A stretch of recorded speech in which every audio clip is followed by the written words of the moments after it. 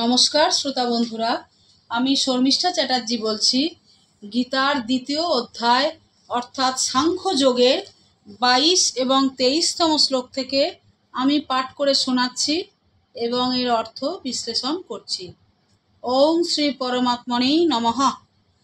20তম শ্লোক ও 21 শ্লোকে ভগবান জীবাত্মার নির্বিকারত্বের যে বর্ণনা করেছেন, পরের শ্লোকে সেটি দৃষ্টান্তরূপে বর্ণনা করলেন।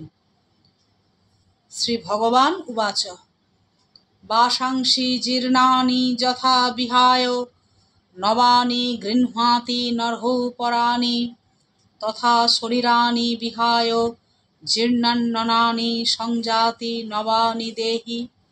অর্থ: যেমন মানুষ পুরাতন বা জীর্ণ বস্ত্র পরিত্যাগ করে অন্য নতুন বস্ত্র গ্রহণ করে, সেইরূপ দেহ পুরাতন বা জীর্ণ শরীর পরিত্যাগ করে অন্য নতুন শরীর পরিগ্রহ করে।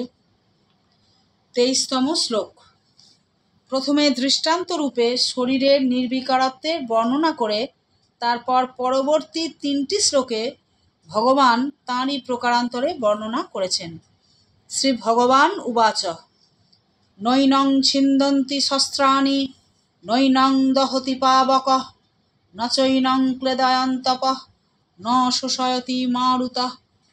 শস্ত্র দ্বারা এই শরীর বা জীবাত্মাকে ছেদন করা যায় না, অগ্নি একে দহন করতে পারে না, জল একে সিক্ত করতে পারে না এবং বায়ু একে শুষ্ক করতে পারে না। নমস্কার।